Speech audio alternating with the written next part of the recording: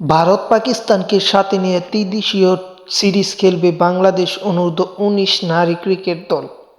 বরিশালের শহীদ রব স্টেডিয়ামে অনুষ্ঠিত হবে সেই সিরিজটি।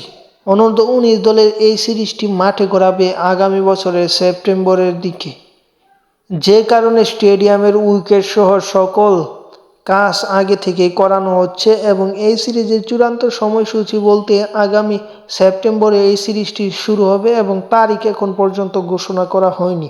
এই সিরিজে ফেভারিট হিসেবে থাকবে ভারত, পাকিস্তান, বাংলাদেশ। কেউ কাউকে ছেড়ে কথা বলবে না, কারণ বাংলাদেশের ঘরের মাটিতে খেলা, পাশাপাশি ভারত অত্যন্ত শক্তিশালী দল, পাকিস্তান অত্যন্ত শক্তিশালী দল।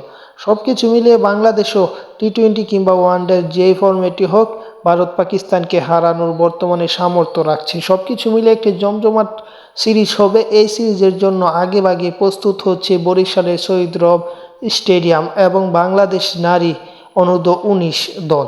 সব কিছু মিলিয়ে এই স্টেডিয়ামে অনেক দিন পর আন্তর্জাতিক কোনো ম্যাচ হওয়ার কথা এবং এই স্টেডিয়ামের ধারণ ক্ষমতা ৩০,০০০-এরও বেশি। সব কিছু মিলিয়ে ভালো একটি ম্যাচ বা সিরিজ অনুষ্ঠিত হবে।